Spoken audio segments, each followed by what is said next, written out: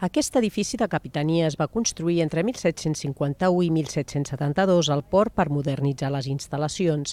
Des d'aquí es gestionaven les entrades i sortides de productes i la torre, a la part central de l'edifici, tenia també una funció rellevant. Va ser far des de l'any en què es van acabar les obres fins aproximadament al 1904-1908. És llavors quan s'engega una obra de demolició d'un edifici que es deia la Capitania del Port. D'aquell espai només en queda la torre, que des d'inicis del segle XX es coneix com la Torre del Rellotge, un element que ha estat testimoni d'un altre fet històric. Des d'aquí un científic francès va fer el 1799 la darrera mesura que va donar lloc al naixement del sistema mètric decimal.